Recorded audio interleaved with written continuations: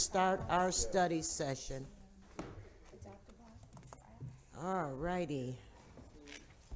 Under unfinished business, we have you, Counselor Green.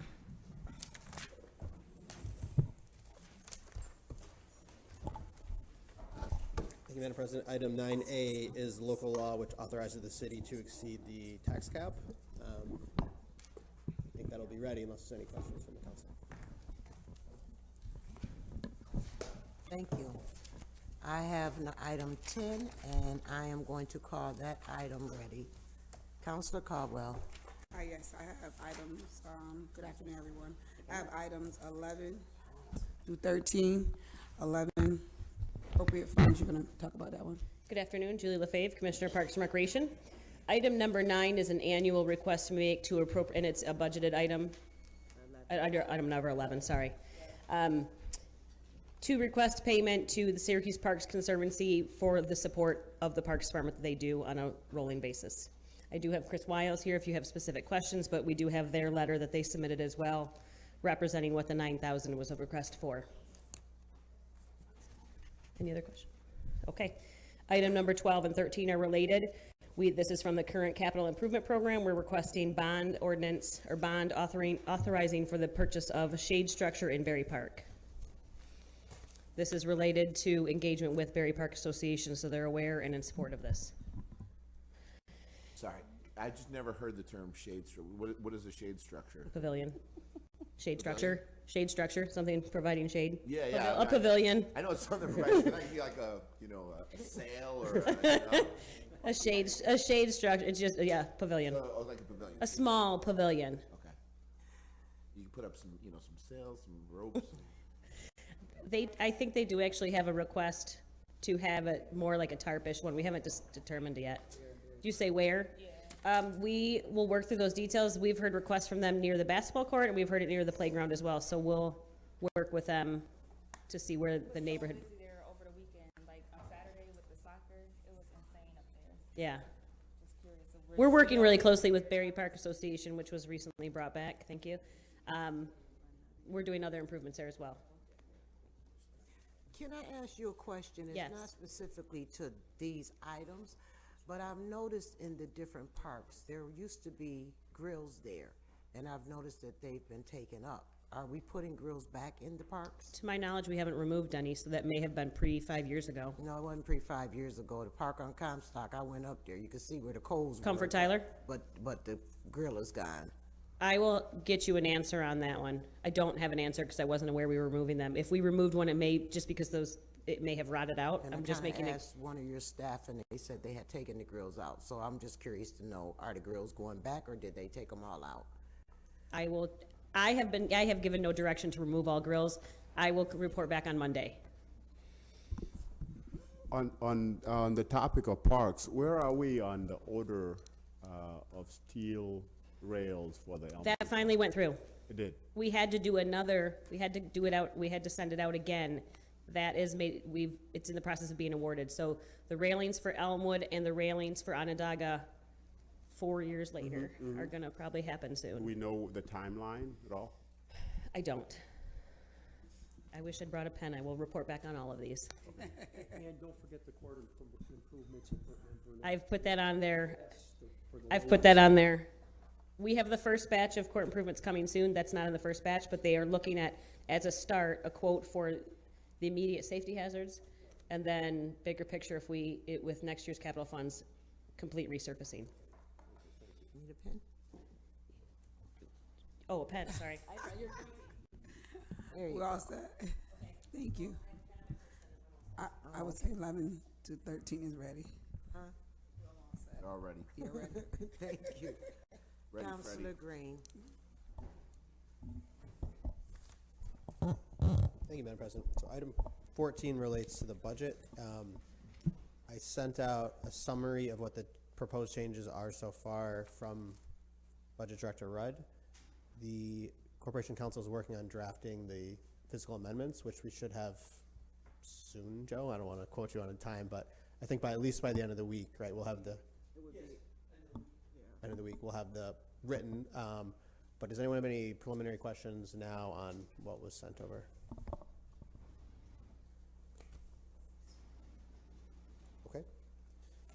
Item 15, agreement with the Bonadio Group.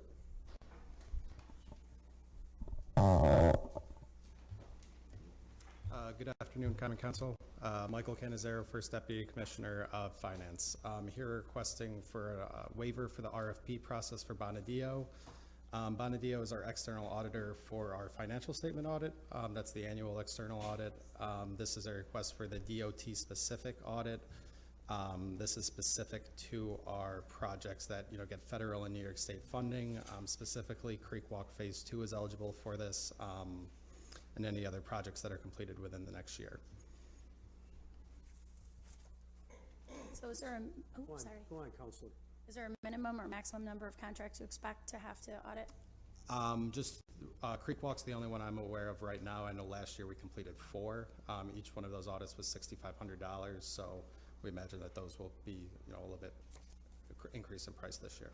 Okay, thanks. So you do them per grant? Yep, per project. Interesting. Other questions on this item? Yeah, so how many, what percentage of projects do you audit? Is it all of them, or? This is a closeout audit, so it's when kind of a project's being completed. So Creek Walk Phase 2 was just recently completed, so that's why we're getting this audit completed. Okay. Last year, I think it was just, we had a lot of projects completed, that's why we had 4. So this one you're only doing the one, or? One, and then, if more projects are completed within the next year, there'll be additional audits. So when a project is completed, that's when we trigger Yes. an audit? Yep. For every project, really? Yes. Every large project. That's what I was wondering. Thank you. Any other questions? Thank you. Great, thank you. Okay, item 16 is an agreement with Camino Technologies.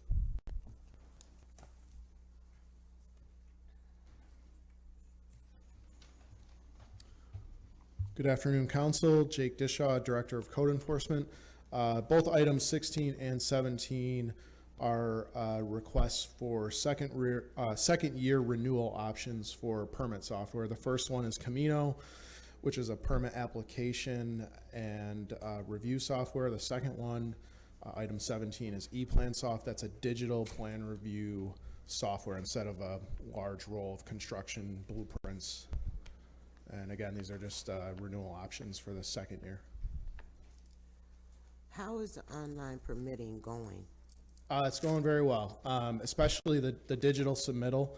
So prior to having ePlansoft, you had to bring 8 large sets of construction drawings that got disseminated throughout the city government, to engineering, to zoning, to codes, to DPW. Now it's all digital and done on touchscreen monitors. So it's cost savings to developers on paper and printing, and it also makes just the process of routing itself saves a lot of time. Efficiency? Absolutely.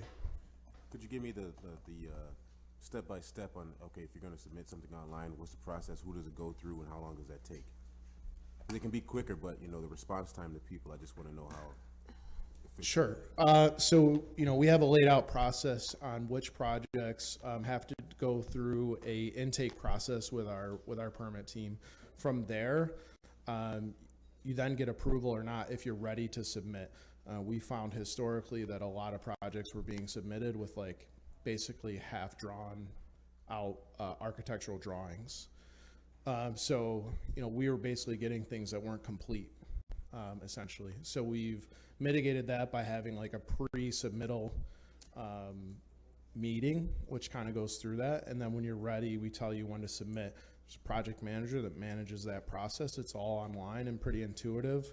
The feedback we're getting is that people enjoy that, and it's, they don't have to come down here in person. They don't have to incur those printing costs. Everything's digital. You can keep track of when things were submitted, when things were changed. That's part of what the software does. It identifies different versions, changes directly. You can overlay plans and see what changed. So it's just made the process a lot more efficient. So it goes from the intake process directly to the next step, which would be final complete, here's your permit?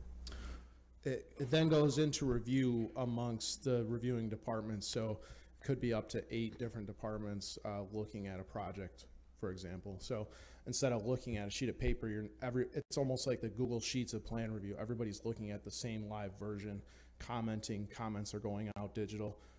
then we have to get revisions back, then it goes back in review, and then once we can verify overall compliance, the permit's issued. To that point though, Jake, I think I was trying to ask this in the, when we had the budget hearings, but obviously this is awesome, exciting stuff, really grateful you guys have updated this and taken the step, but do you have any data on, you know, on average it went from 8 weeks to 6 weeks to, you know, something along those, I mean, I know it's the first year, but have we done any crunching to know how much we've reduced time with this kind of method? Yeah, absolutely. And I don't have it in front of me right now, but even before we brought on this software, some of the work that I did as permit director, in, you know, Mayor Walsh's first term, is we took the median days down, I don't know, from like 100 to like 20 or something.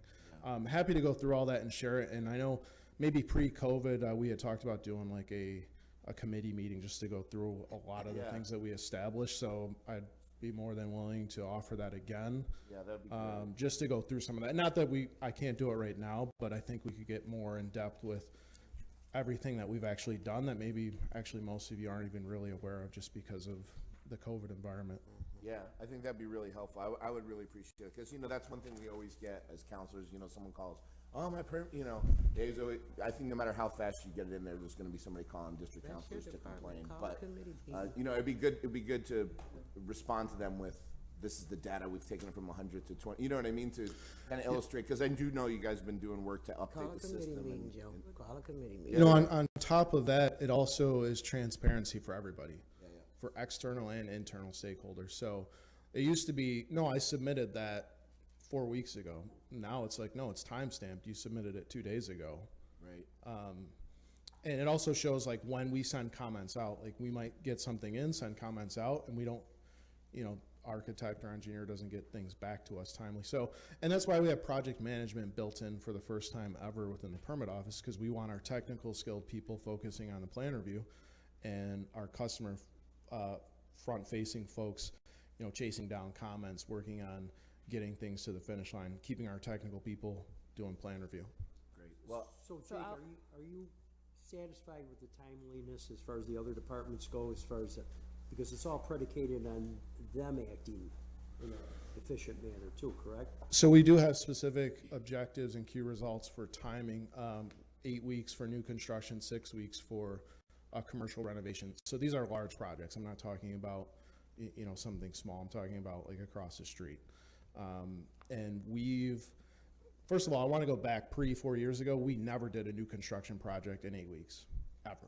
I don't even know what the closest time was, but it was probably closer to 16 or 20 or even 24, if not longer. We've hit that numerous times. One just off the top of my head, was Salt City Market. Brand new construction, and you know, we met our goals and objectives on that. So to answer your question, I don't know that I'll ever be completely satisfied, because I always set the bar high and I always think there's room for improvement. So with that said, we come to work every day to tweak something and improve something, even if it's minor. So overall, at the end of the year, that we've seen growth and that we've improved our processes. So yes and no to that question. So what we can do, we can set up a committee meeting, so I'll get with you and we can kind of figure out what the terms are, what dates and times, and then we can set it up. So that way we can go into more detail Sure. without getting away from the agenda. Sounds good. Thank you. thanks, Jake. Item 17 for E-Plan, is that built into this one as well? Or do you want, is there any additional details you need to provide for that or no? No. So I spoke to each. One is a means of applying online and paying. We're also using it for periodic inspection, so you can go online and pay for your rental registry. You can go online and apply and pay for your certificate of compliance. That's Camino. E-Plan Soft is, instead of submitting the large construction drawings on paper, they're digital submissions stamped by architects, engineers. It's kind of like Adobe, I guess. Like everybody's working off like a Google Sheets version of a digital construction drawing instead of on paper. Yep. That's what that is. Okay, thank you. Item 18, Commissioner OJ.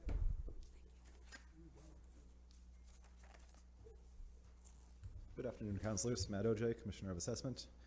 We had an error on the roll. Never hear of that happening. So coming to you all to amend this, 1021 Midland should be adjusted by the amount of $10,000. It's residential property, single family home. Any questions on this item? Thanks, Commissioner. Item 19, transfer of funds. Director Rudd.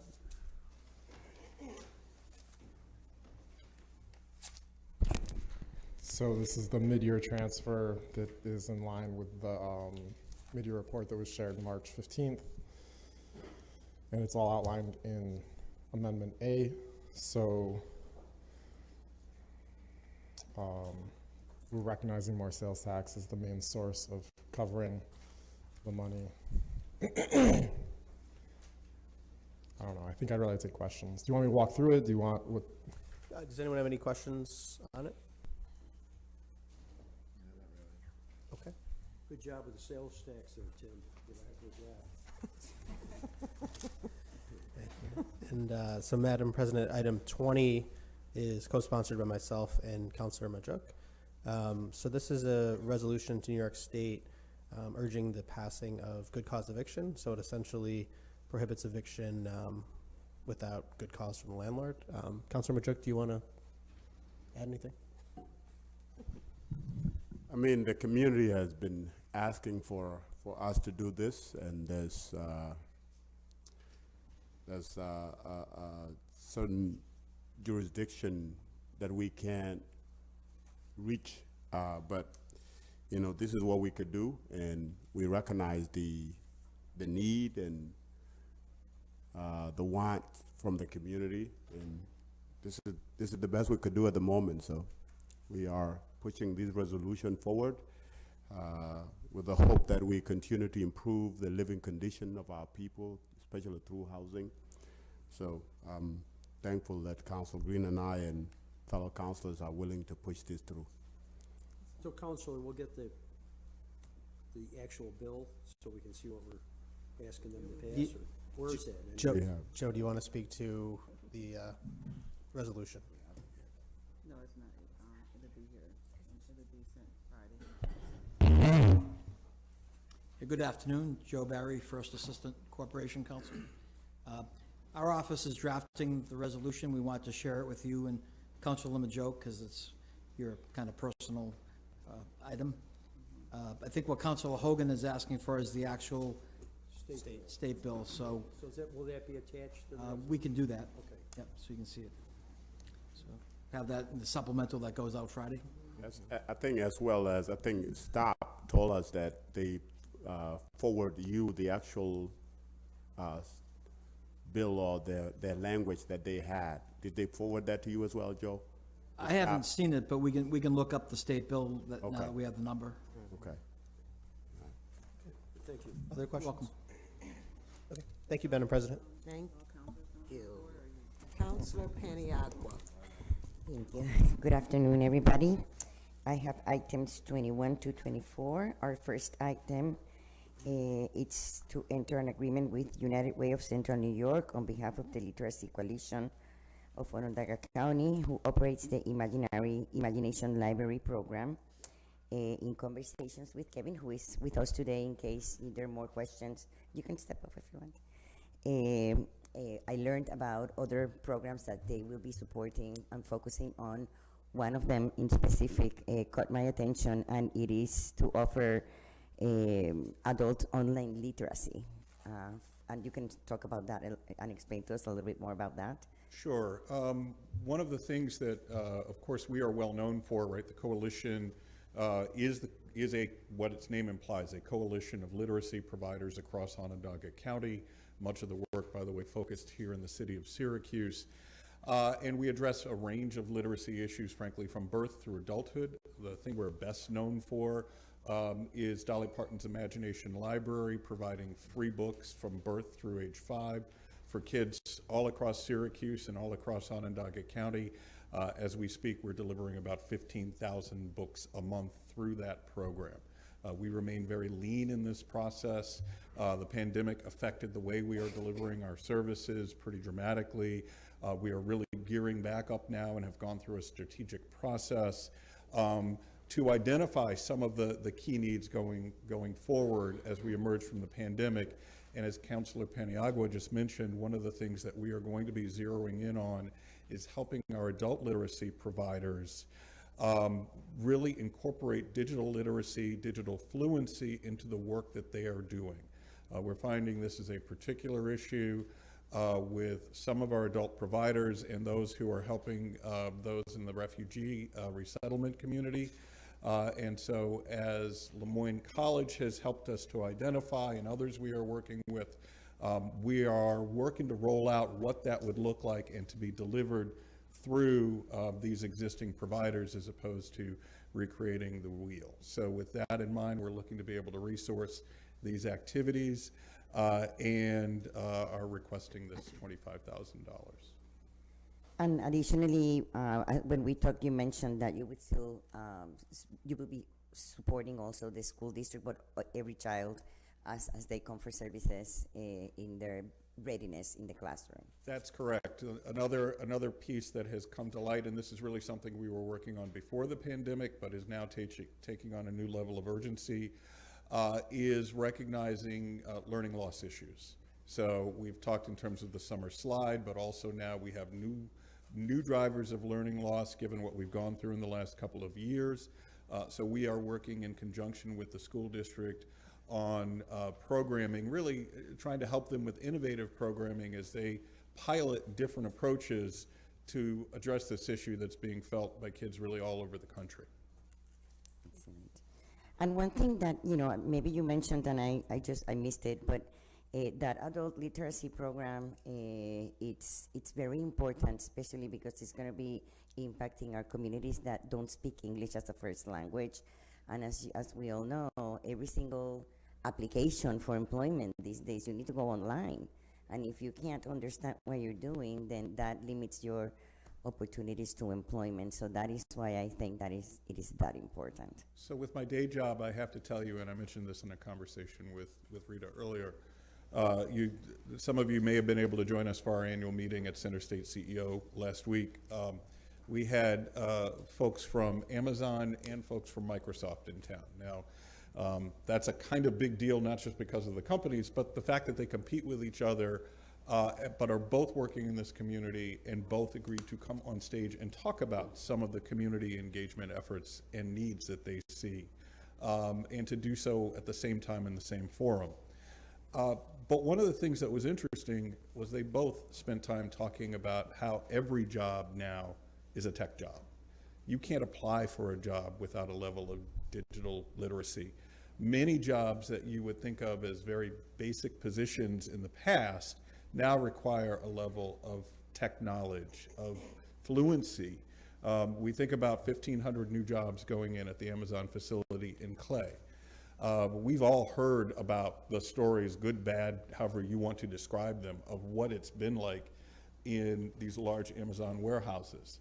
This one is the first one in the country where much of that work is actually being done by robots. You don't have employees who are going to be running 12 miles in a shift. The robots are going to be doing that. But the people who are at the entry-level jobs that they have in that are going to have to be able to interact with the controls for those robots to tell them to go get the product and bring it back. That's the baseline now. And we really have to make sure our folks are ready for that. Thank you. Are there more questions? I have a question. So what's the timeline for this $25,000? So we are working right now. We've brought on Rich Gazarowski actually to focus on the adult education needs. He is working right now on building the strategies and the actual implementation that come out of what's been identified in this Lemoyne report and how it will be delivered through our adult education providers. So he's just been brought on this month, literally 3 days ago. And what we are going to do is have him work directly with these providers, come up with the best ways of implementation through them, and that money will be used for that. So we expect that to be over the next few months. So this money is to fund his position or to fund the actual resources you plan to distribute? It will likely be for the resources that we will need for this. We've been fortunate. The county has been very supportive of our work. The Community Foundation has been supportive. We have also had, for example, most recently, the Rotarians step forward to help fund specifically with things like Imagination Library. So that funding has allowed us to bring on Rich, but now we need the funding to be able to actually do the job, to implement. Okay, and this is for all ages and includes digital and paper-based resources, or is it just digital literacy? This will be in support of adult education. It'll be that focus, but what we are trying to emphasize with them is what we've seen come out of this report. Okay, thanks. Thank you, Kevin. Sorry. Sure. I'm sorry. So Kevin, my daughter gets books through the Imagination Library. I'm very familiar with the program, and I think it's great. I'm curious, the participation level, obviously you're countywide, so within the city, how are we doing in terms of getting people to sign up for it? And then are there ways that we collectively can help spread the word to get more people? And I would appreciate it. I know many of the folks sitting around this table are very active on social media. I have to tell you, one of the things that was interesting, and I appreciate you bringing up this question. We saw an incredible surge in demand for Imagination Library in Syracuse and around the county at the beginning of the pandemic. We have seen that slow down a bit. We've seen it for a couple of reasons, and we are addressing those. One of which, for example, some of the staffing issues at the hospitals. So newborns, where we captured all of them coming through, we know we're missing some. So that's something we're working directly with the hospitals on. But we also know we've had an influx of people who've moved into the community and people who've moved within the community. And once the books are sent back to us, because it's gone to an address where somebody has left, we end up in a position where we have to devote real resources to try to find, is that child still in the community? Because we don't want to lose that child. So given that, we are working on what some of the outreach will be through some of the Literacy Coalition partners, through school districts. We, at the peak of the pandemic, were up to about 16,000 kids, which was a record number per month receiving books. It's now about 15,000. So it's gone down a little bit, and we're attributing that to newborns we haven't picked up, kids who've moved. We also know there are folks, we have had a net increase in population here during the pandemic. We know that folks have moved into the community who know nothing about it. So any help spreading the word is greatly appreciated, and we are working on that.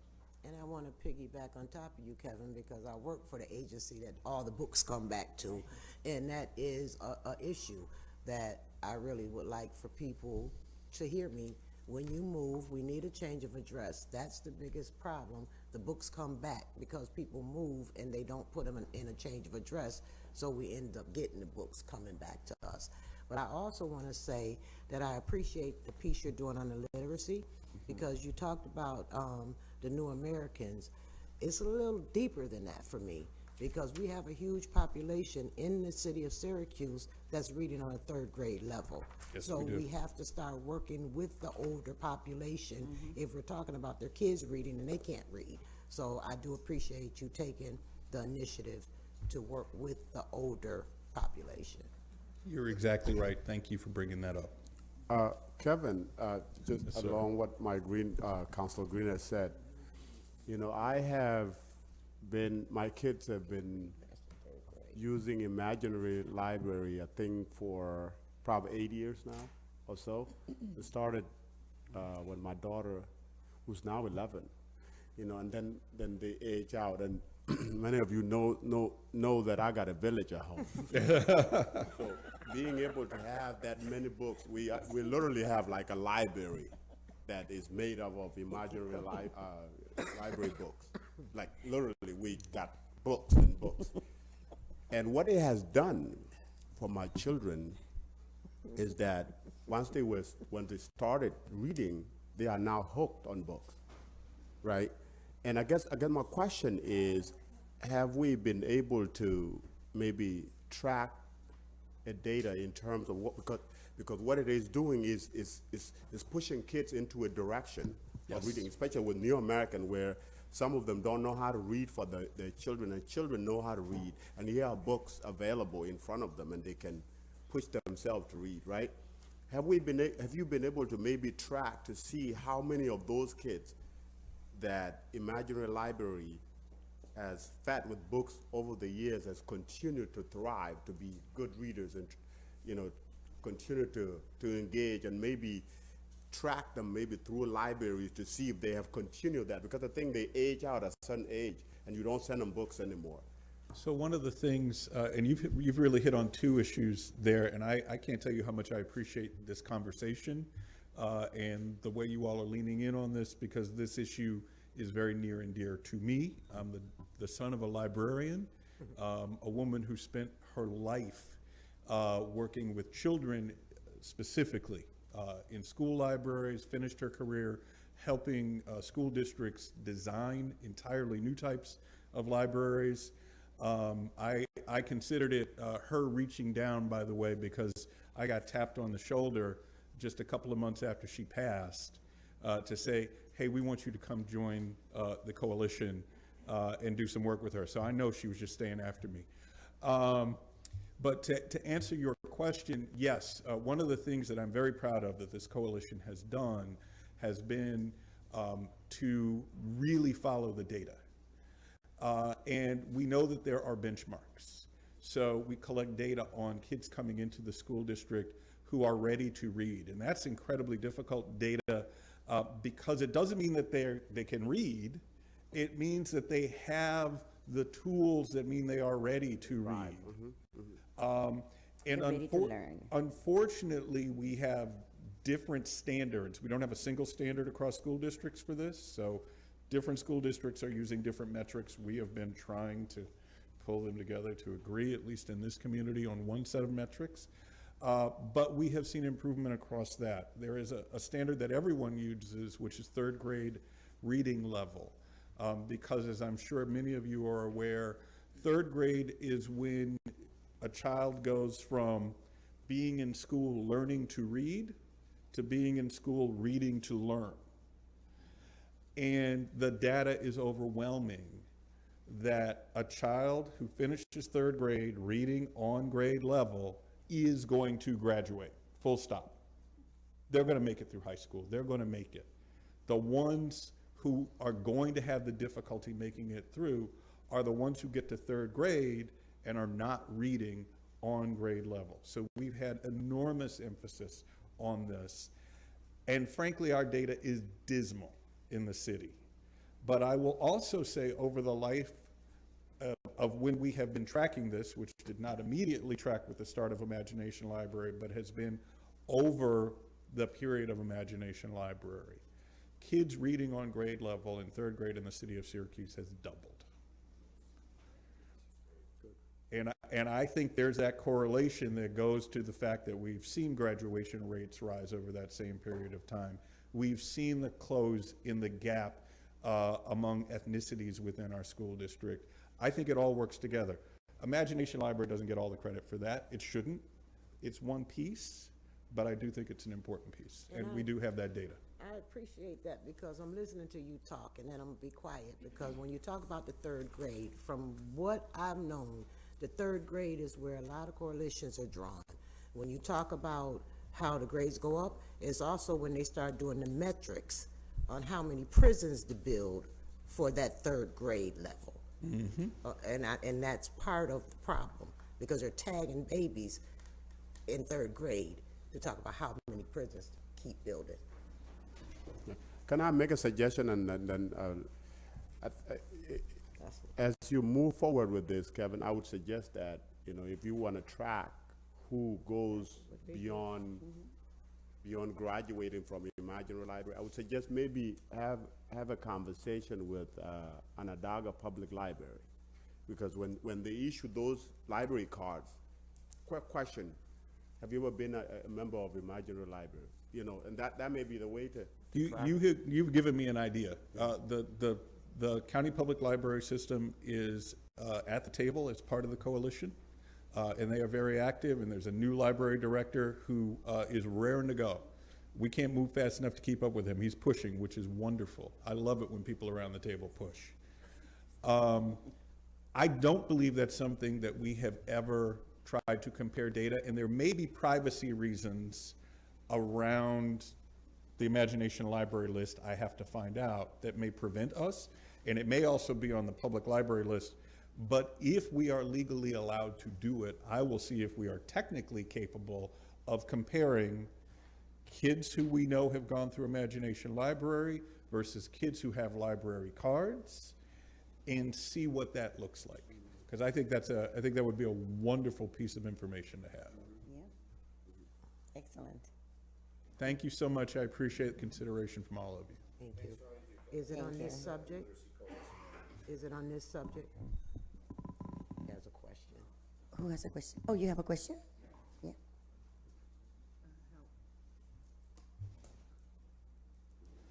Whoops. Ken Jackson, publisher of UrbanCNY.com. And, I commend you on the program. It's excellent. One of my oldest readers is 89 years old, and she reads my website on her cell phone. And with smart media, the digital divide is that gap is starting to close. However, as a publisher who gets at least 1,000 hits a day, 40,000 in a month, there are many programs that I don't get.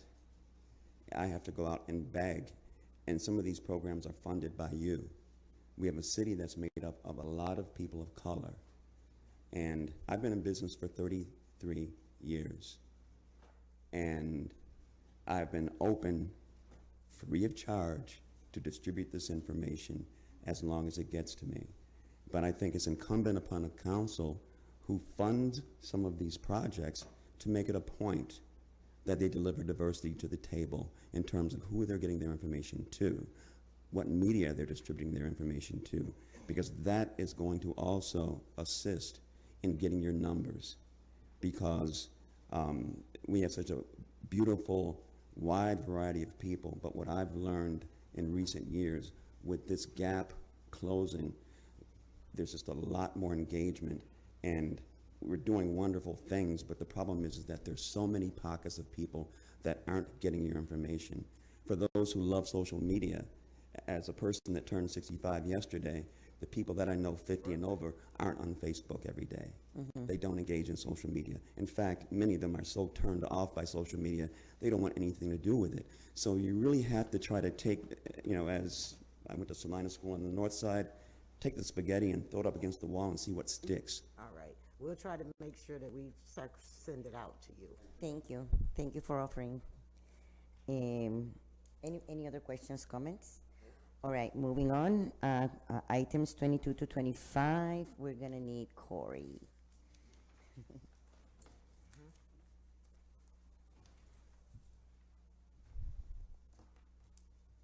Afternoon, councilors. Corey Driscoll-Dunham, Chief Operating Officer.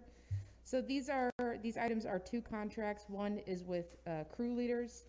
It's the TA is included in the packet. It's relatively straightforward.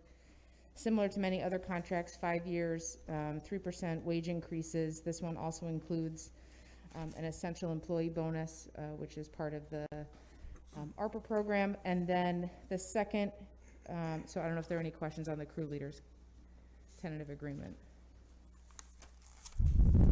And I'm working with the budget office to make sure we get you the costs well before it's time to vote. And then the second contract here is with the Building Trades Council. And so this one is a 4-year contract.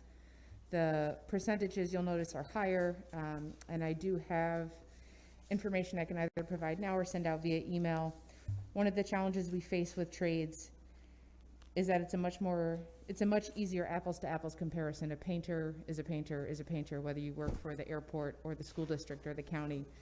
And when we compared what we are paying compared to what those other entities pay, particularly the school district, in most cases, they're double-digit percentages more than we are. And so in order to stay competitive, and also with the consideration of residency, so for the trades contract, it's 4 years, and the wage increases are 4%, 3.5%, 3.5%, and 3.5%.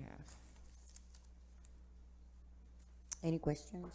Question, you mentioned bonus. Is that in the paperwork? Yeah, so that's in the, for the crew leaders, let me see, which the tentative agreement should be in the book, and that would be item 18.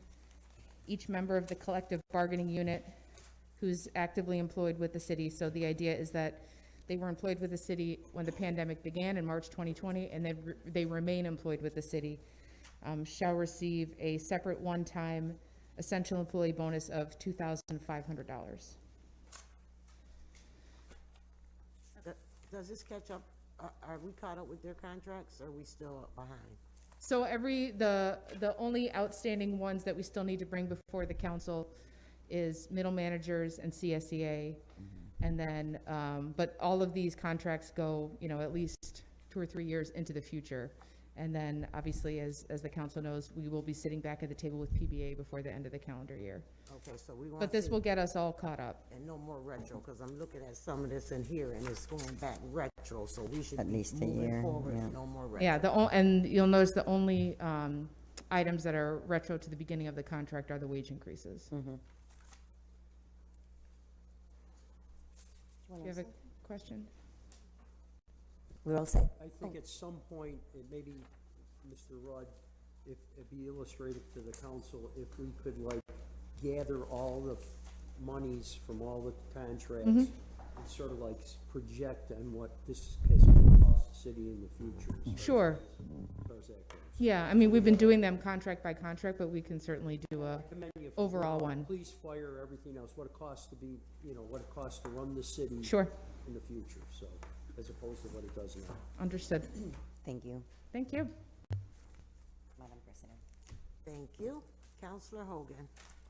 Thank you, President Hudson. I have items 26, 27, and 28. I believe we're quickly recovering Ms. Lamandella, her leg injury. Good afternoon, counselors. Heather Lamandola, zoning administrator. 26 is a restaurant at, this is a Taco Bell proposed at East Brighton and East Seneca. And this took a while because transportation planner and engineering asked for revisions. We did finally get those plans, and even though the special permit was reviewed by the commission a while ago, we did just get plans and sending them to you. Taco Bell at the gas station.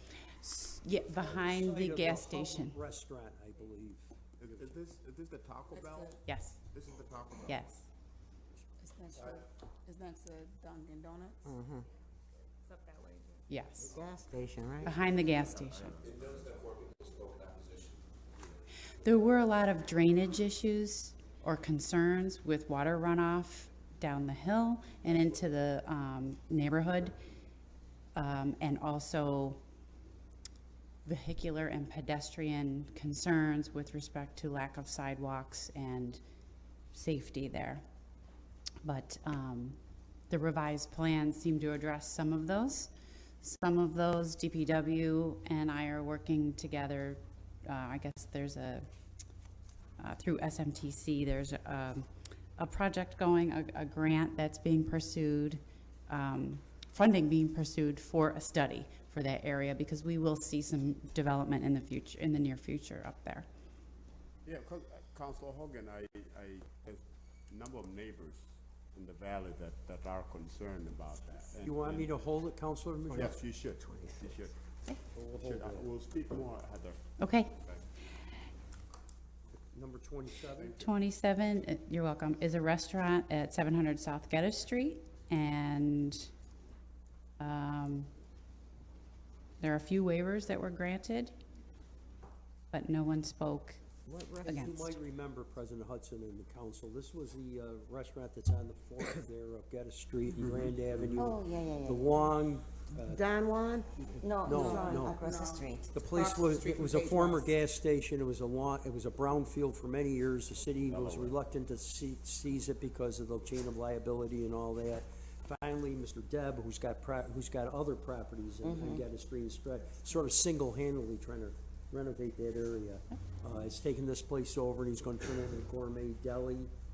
And I think we just passed the tax issue there just last council meeting, so. And it looks good. I went by to see it. I went to see it too. It looks I'm great. trying to figure out where it's at. And they're gonna sell Do juices you too, remember like Las fresh juice. Delicias was? Now, where Delaware is, Madam President? Right across the street from Page West. That's a building. It's like That'd be diagonal Rose to, Page West.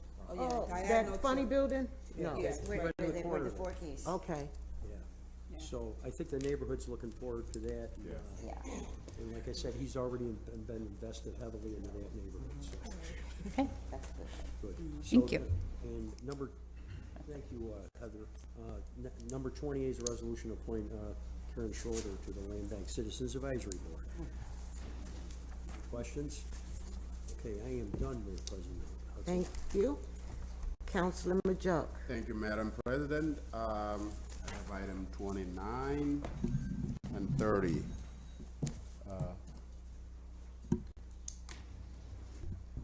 Good afternoon, councilors. Michael Collins, Commissioner for Neighborhood and Business Development.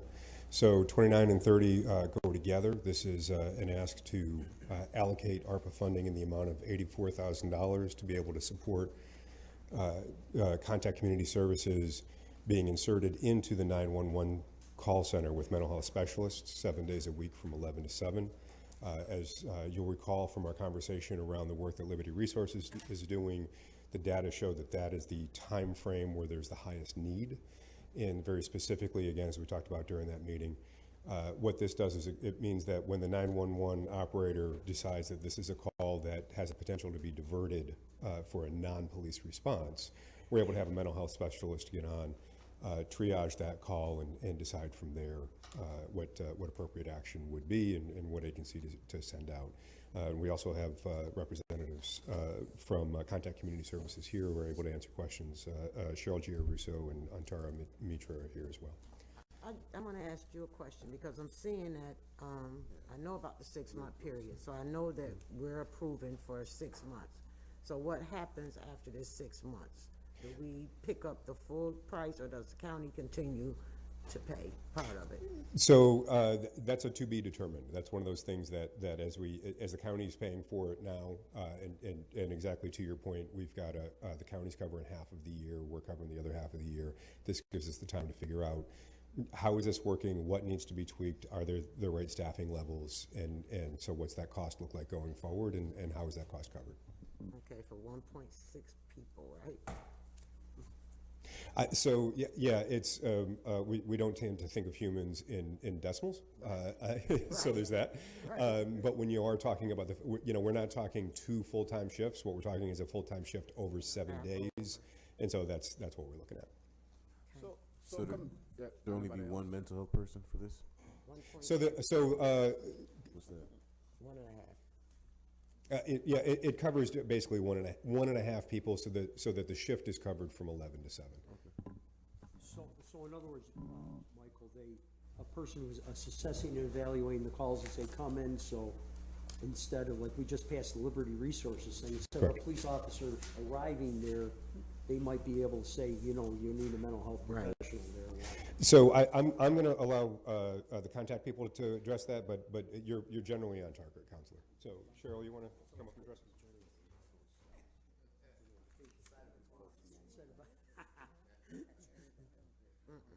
Hi, Cheryl Giarusso. I'm sorry, could you repeat the question? So in other words, we just passed the Liberty Resources. We're repairing, Mary and the mental health professional at the police department. So this person will be up at the command center. Correct. Will assess the calls as they come. Correct. In. So maybe we'll get a more of a idea of what should be sent to them. Yes, and we do that currently at the call center, working with the mobile crisis team. This will put us at the 911 center as well as at the call center at Contact, so that we can do some really complete coverage. And our goal is to de-escalate if possible.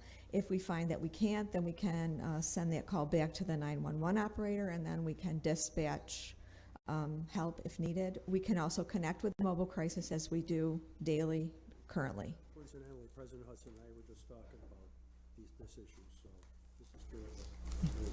Very critical. Yeah, Commissioner, may I? So I know we gave, and I know our community is struggling with mental health, and it's huge, right? And we just approved this money about a month ago for Liberty Resources. And we are approving this money again for Contact Community Services. Is this something that is not within the frame of the money we approved? So you want to think of this as two different legs of the same stool. So what Liberty has been contracted to do is to do the in-the-field work with someone who's in crisis. Okay. What this contract is doing is receiving that initial call prior to anybody being dispatched to take care of it. And as Cheryl speaks to, what that does is it allows them to potentially de-escalate the situation without even having to dispatch anybody out to it. But if not, being able to say, as mental health professionals, here's what needs to happen next. And that's where it perhaps is Liberty, it perhaps is SPD, but we've got a licensed mental health professional that's able to make that call. On the ground and in the office.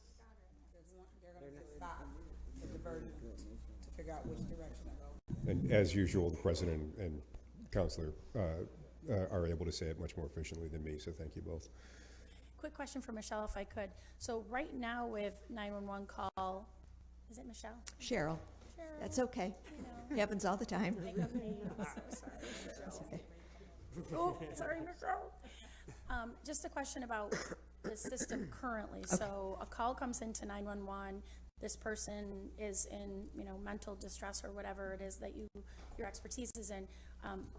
What happens currently? Does that 911 dispatcher say you should call contact, or do they say let me transfer you directly, or how does it happen now? That does happen sometimes. I think it just really depends on the acuity of the situation. If there's a caller who has maybe begun to do something, or the call taker perceives that the intent is very high, then law enforcement or mobile crisis will be dispatched. There are people that call the 911 center that would be better served talking to us at contact.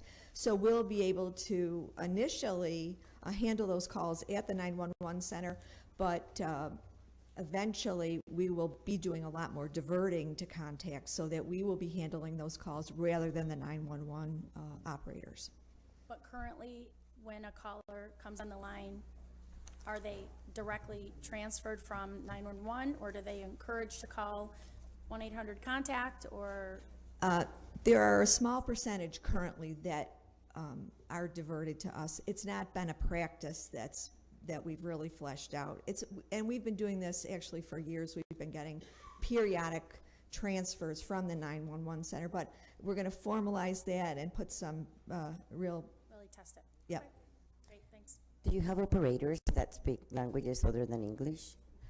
We use the language line, and we are actively recruiting. So we would really welcome particularly Spanish speakers, because we do use that. That's the service that we use on the language line most. But we would love to be able to have some people who speak other than English. Thank you. I want to ask another question, but I'll let it go, okay? Okay, question for you. So when we talk about, because I know the importance of it, because like Councilor Hogan said, we talk about it a lot, about the mental health versus criminalizing, right? So your services, if there's a call that comes in, because we've all know in the past summer, we've had quite a few wannabe jumpers, okay? So if you get that call, you would be the first point of contact? Yes. If we get the call at our call center currently. Or if you get a call at the 911? No, the 911 person will be the first point of contact. So they will assess and use the criteria that they use to make a determination as to whether law enforcement should be dispatched or not. If they feel that the caller would benefit from talking with one of our staff, we will be there and we will get that call forwarded to our station, and we will speak with the person, work to do the things that we currently do when we get calls at the contact call center. We will de-escalate if possible. We can dispatch mobile crisis. We can connect with peer support. We can connect with respite services. There's a whole array of things that we can do if that person is not at a point where they need someone to come out and help. Okay, is that going to roll over to the 988 line?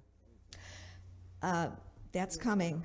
988 is coming in the middle of the summer. And so right now we're working strictly with Contact. Contact will be a 988 center that may change things when all of that gets rolled out. So this is a work in progress. Okay, I'll talk offline. Yeah. If I can just ask one question. You made a statement about the criteria of the requirements of 911 to get over to you. Mhm. Do you both have the same criteria where you know, like, this PIC has to come to you guys, and, you know, I just want to be clear that you guys are going to be getting actual PICs and knowing that, you know, that 911 is going to be working close hand with Right. So they have a workflow that they follow, and ours is connected to theirs. So they will be the determiners of where that call goes. Just as at our center, when calls come in, we do an assessment, and then we have a relationship with the 911 center so we can connect with them. But while we are stationed at the 911 center, they will make the determination, and if they determine that this caller will be better served by speaking with us, it will come to us. Cheryl, do you know, are you starting from scratch, or is this something that has been done somewhere else and you are trying to see if it works? To replicate it, yes.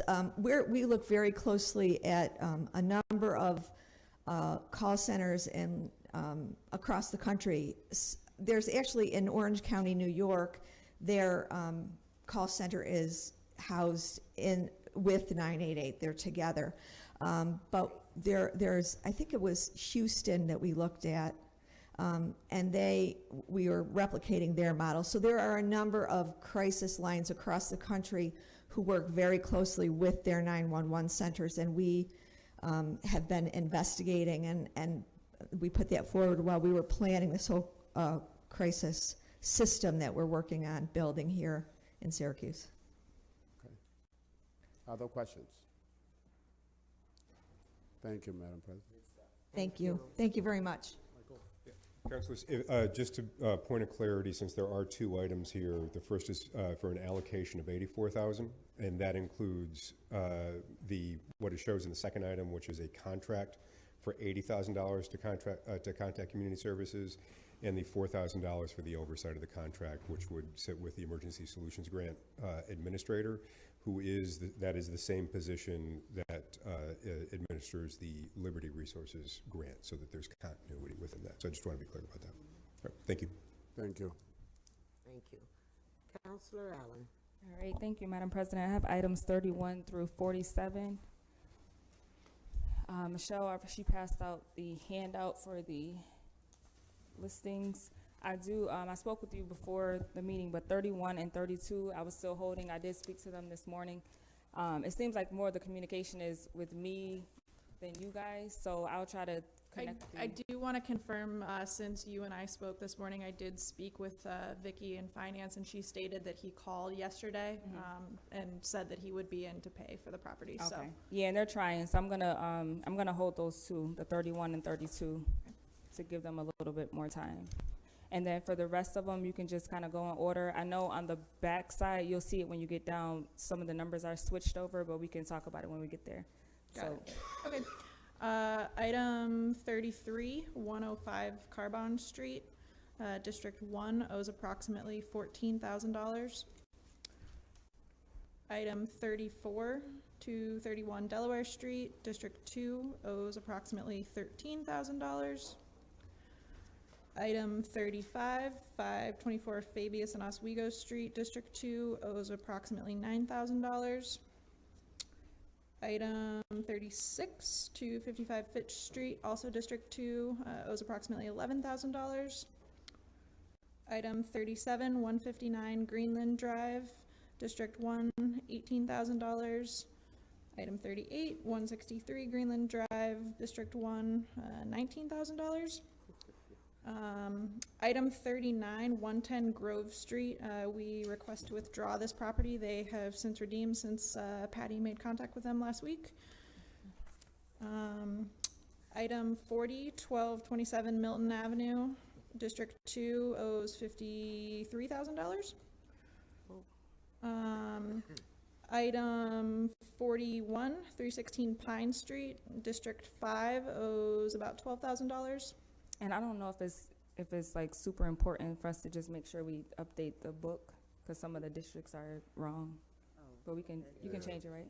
Yeah, I just wasn't sure if that was like, item 41, it should say, District 5. Okay, great. And then there's another one, but I'll say it when we get to it. Okay, great. Okay. Just let us know. Okay. Item 42, 401 Salt Springs Road in Genesee. District 5 was approximately $29,000. Item 43, 1512 Spring Street, we also request to withdraw that one. They redeemed as So well. that, yeah, it's wrong in our book, so you have to jump down to item 45. It's item 45 in our book. And 40, So item 45, 1512 Spring Street, you want to withdraw? Correct. Okay. so what about 43? Yeah, so now we gotta go back to 43. Yeah, it was just, it So- was switched in our book. Got it. 1254 State Street, correct? Okay. That is District 4, owes approximately $7,700. 44, 1262 State Street. Also District 4, about $9,000. So if I can ask, those two are, so those right on State across from Jimmy's. Right. So are we putting those in the plan for like the It's, blueprint? yeah, 15 it's part of the plan? land assembly Okay. for Blueprint. And are those commercial? They're, commercial or? they're commercially zoned vacant lots. Okay, so whatever we put back there will be commercial, for commercial use, or mixed use? Yeah. Okay. Is that whole strip, Toy? It's That those- whole strip all the way going back across the street from Jimmy? It's with a the big house? chunk of it, It's a- yeah, where Yeah, all they the took the cars are. house down. Yeah, yeah, the whole, Yeah, the whole, yeah. yeah, that's the whole. Yeah, if, I mean, they gonna still park there until we build something, so they'll be there, so, okay. 12, so I think my numbers are still off, so I think number 45, 232 Taft Ave and Beacon Road, District 5 is approximately $23,000. And then 46, 718. We have 47 as 718 Tully Street. All right, somewhere we got back to normal. 718 Tully Street, District 2 owes approximately $10,000. Okay. Any questions? One question, right? So when we look at those lots, I'm going back to the ones on State Street, and once they're turned over, is it gonna be kind of fenced off or something to some degree? Do we know, or can we request that? We can certainly speak with the land bank and figure out if there was a need to put any kind of additional barriers in place. We can certainly work with them on that. We've had properties in the past that have transferred over where we've had issues with lots of, particularly usually with cars, where You get it all. yeah, right. So, some of the kind of like bollards, I don't know that those necessarily keep out people traffic, but the land bank is great with working with us in those types of situations. So, Okay. I have a question. So I see here you have, you reached out to everyone. We have it all the way up to like end of March. Do you guys have like detailed notes inside, the system that says like we sent a letter back, for years to come, not just this year, March and April? Okay. for like, which particular? To all of them. I mean, I looked To through all of them. yeah, so all of these properties got letters in October of 2019, excuse Okay. me. So, but we haven't since, so October 2019, then we didn't do anything, and we just sort of through COVID didn't say anything, and then we started again in March. So the majority of these ones as rental occupieds, they got their 60-day notices. We sent out a letter stating that the property would be coming within the land bank process if they did not redeem. So, correct. That's why we're doing the additional round of phone calls for all of these. No, that's not what I'm saying. I get that part, but when we sent notices out, so we sent notices out in October 2019. So for 2 years, because of COVID, we didn't really bother the tenants, not the tenants, but the owners, right? Correct. So we didn't start sending it again out until just like March of this year. Is that what you're saying? Correct. So Okay. doing I the guess I phone was just trying to calls. figure out Yep. the- okay. Yeah. So the phone call communication, we basically are trying to reach them on the phone as opposed to doing the letter route again. Okay. Thank you. All right, I'm all set. All righty. Thank you. Counselor Driscoll. Thank you, Madam President. I have items 48 through 54. I'd like to wish Councilor Hogan a happy birthday before we get started. Congratulations to our veteran. Happy birthday. Okay, well, just say thank you. Happy birthday, Hogan. He's got to be a curmudgeon even with his birthday. That's how it works. All right. Got my Teddy Roosevelt memorial plaque from going up Saline Hill with Got the memorial plaque.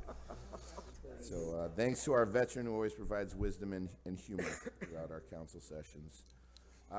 So 48, we have the $4.5 million for the municipal sidewalk program.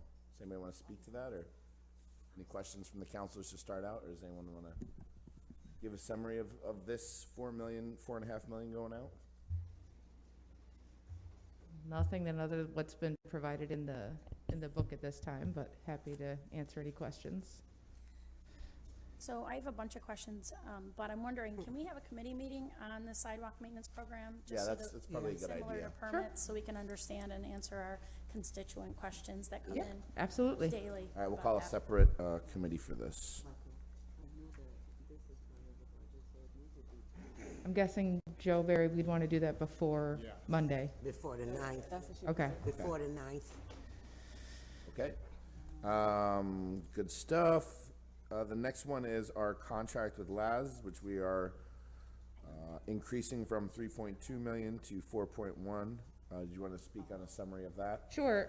So this is amending our contract with LAS Parking, which operates the 5 city-owned parking garages.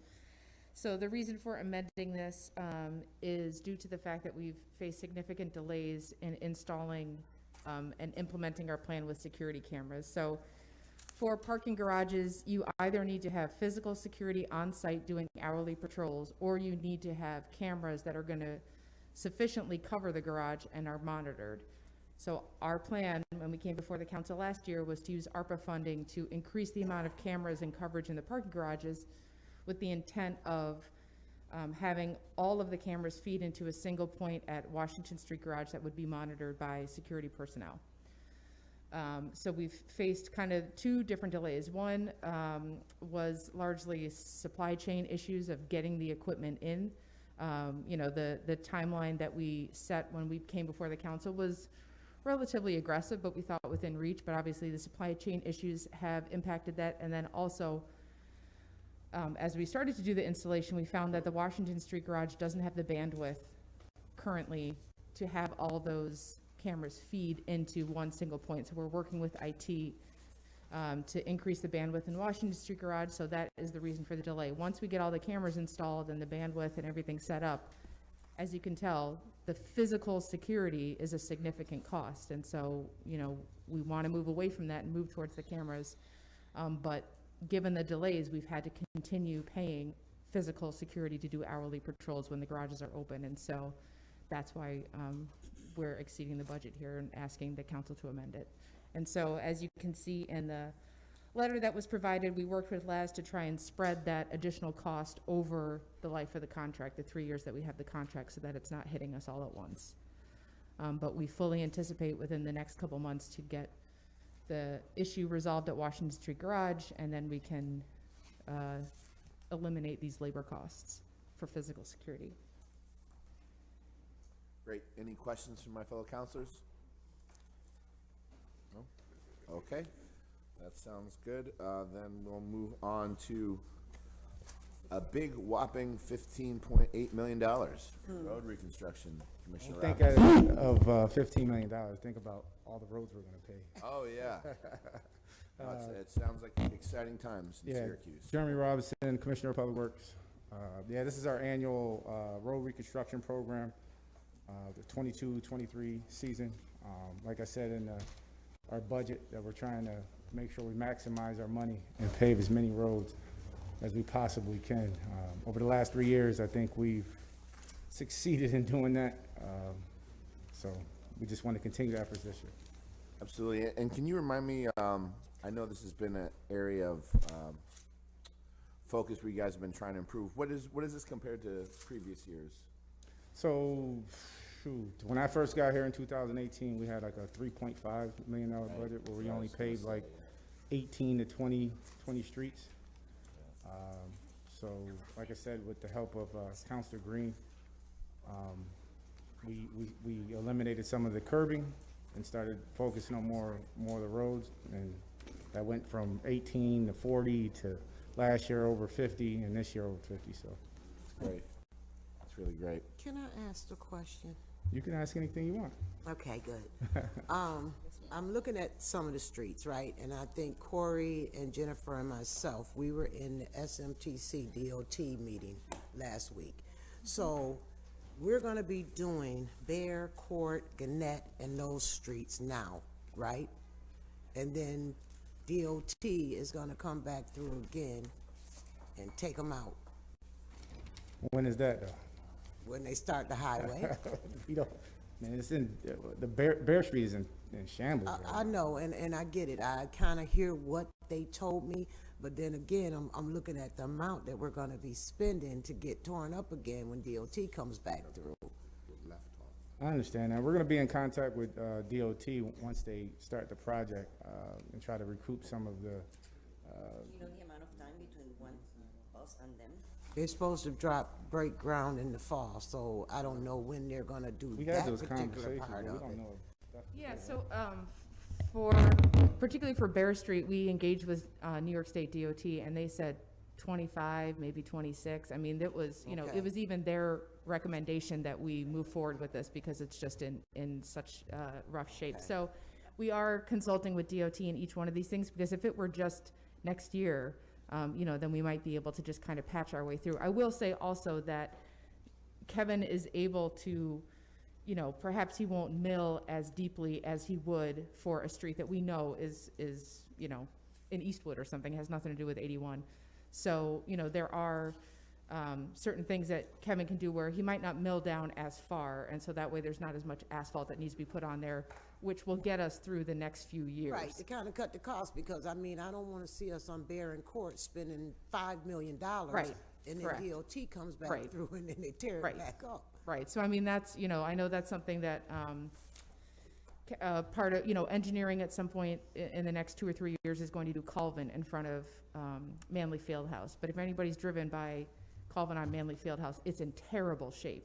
And so we said, you know what, you know, we don't want to look like we're not talking to each other. We are talking to each other, but to wait another 2 or 3 years to do Colvin in front of Manley Fieldhouse. So Kevin said, I won't go as deep as I would if Okay. you know, and so I think it's the same thing with DOT. We So won't we'll go, minimize the material and we'll right, and minimize- you know, Almond Street, we held off doing on Almond Street because we were waiting for 81, and then last year, you know, with, you know, DOT saying it's gonna be a few more years before we do Almond Street. I mean, that is such a heavily traveled thoroughfare that Kevin's like, you know what, I won't mill it down as far as I would if I were doing something else, but I'll do it at least so we can get some asphalt on us that gets us Well, he might better get rideability. Not touching that one to last 27. Right. So I mean, you know, it's a balancing act of these roads are in really bad shape.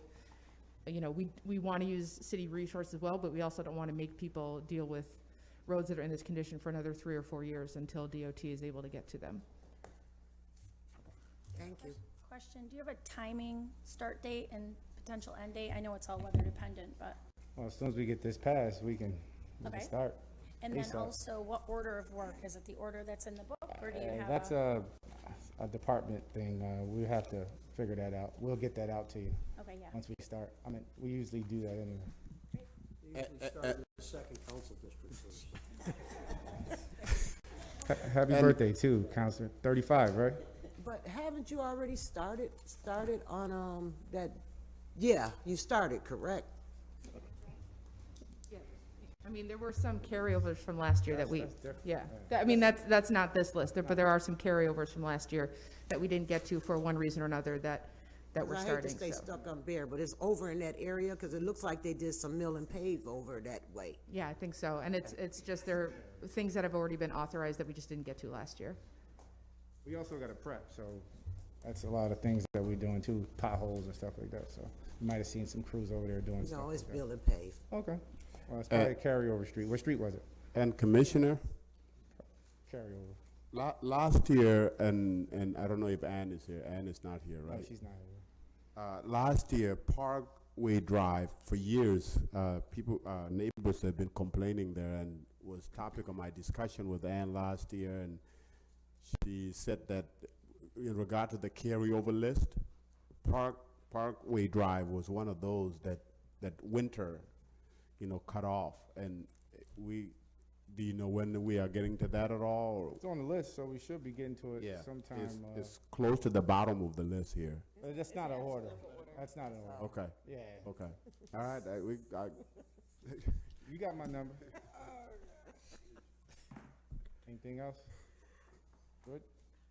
Should be good. All Any other right. questions? We all good? Counselors? Too late to get anybody under the wire, Commissioner? You could email me and we can talk about it. Money's kind of thin, so we're trying to, we leave a little lee room for add-ons and unexpected things, but you tell me the street, maybe we can do something for it, depending on the road rating and stuff like that, so. No promises, no promises. I don't know. Just go. I don't promise. I just say send me an email. We can talk about it. But 52 and 53 is our annual city-owned sidewalk program. I pretty much take care of the corners, I 88. wonder if we could fold that into that meeting that you're talking about with the sidewalks, especially the curbs and all that. I think that'd be a great idea. Yeah. Okay, So you The could curbs talk. in the corners obviously are pretty important to some of our Exactly. folks that are, handicapped. You can get a holistic look at Like it. the ADA compliance, actually. So, yeah. Yeah, I think that's a good idea. And another thing, I know the commissioner knows this, is sometimes you're able to do the sidewalks, but then the curbs come later, ADA compliant curbs, and I've had issues where that sometimes there's a drainage issue and all sorts of Exactly. things, so. Yeah. Do we still get funding for some of the ADA stuff? Do we still get grants on that? Clapping Chris Ettinger, I think they mostly come through engineering, right? right? Well, you get tip Come up, come up. Yeah. federal aid sometimes, And isn't it pedestrian? but we don't have any grants right now, do we? Yeah. No, I didn't say, but we were getting ADA grants for ADA replacements of Well, different. engineering gets grants and projects they lead. Oh, my name's Chris Ettinger with DPW. Hello, Chris. How you doing? Good. Engineering themselves, they get their own projects where they go around and fix corners all over the city, Okay, and those are federally funded. I think we maybe pay 10% or something. The state does, and the feds pay the Okay. rest. Chris, I'm gonna let you off the hook, okay. All right? You have to ask Mary Robinson who knows. President, nobody gets more calls than Chris, believe me. Right? All right. Any further questions, counselors? Before we wrap, Budget Director Rudd asked if he would, could. Wait a minute, I was just gonna make a 54, pitch Ask- that, 54. given the timing Oh, of 54, that wasn't 54, hang included? on. Counselor, Oh, for the chassis for the sanitation packer. Counselor. Yep. Before you go further, can I just clarify that you're not holding 48, right? No, I don't believe so. I mean, does anyone, I think we just want to get educated on it. I don't think anybody wants to hold it up. Yeah, and it can happen after the vote. That's what Director Okay. Rudd would all like right. to talk about as well. But go That's ahead, tell us about 54. Tell us about this exciting new chassis. Rich DeVesti, Fleet Director. It's the manufacturer's on the contract, but that particular chassis model is not. So I'm just asking for a waiver so I can get that chassis to build another packer. Okay. It's not, there's plenty of models on that. That manufacturer sells a lot of municipalities. It's just that particular model that I'm getting. That's the only difference. And how many Packers will we have? That'll be the 10th one this year. That'll be the last one we're gonna get built. Wait, when you say it's the 10th one, that's the 10th one we're getting this year, you're saying? Yeah, it'll be the 10th one built for us this year, yeah. That's great. Yep. So just on the topic of, it's not for you, Corey? Yeah. Last week, we had on-time recycling pickup. Do we expect, because I've been asking my neighbors, do we expect that we're gonna get? Recycling pickup on time. So we have been doing much better the last week, and that's largely because of the trucks. We have more trucks up. Some of the packers have come in, and with more trucks up, we're able to pick it up on time. I think yesterday was the first time in maybe a week and a half that there was a small section that we had to wait until today, but that was because trucks went down in the morning, but by the end of the shift, they were back up again. So, you know, it's all dependent on the truck. So we've been able to get more of them up, so we've been able to get everything on time. Thank Commissioner Robinson and Rich DeVesti, they're the ones. And Deputy Commissioner Fordoff. Yeah, it's all Rich. Way to go. For 48, given the timing, because we have the budget vote on Monday and we have to vote on the municipal sidewalk program, I was wondering if, I know we're an hour and 20 minutes in, but could we try to do the dance on the, because we're gonna have to schedule, it's gonna be Friday. Do we want to come back and do it separate? We're not holding it, we're gonna do it after. You're gonna do what after? A committee meeting after Monday, it's not. Oh, you're gonna urgent. pass it and then you're gonna have a committee meeting? Yeah. Okay. All right. That works for everyone? I Yeah? need a, Good with that? I need a motion to adjourn. Second? Second. All in favor? Hey. Have a great day. But let's.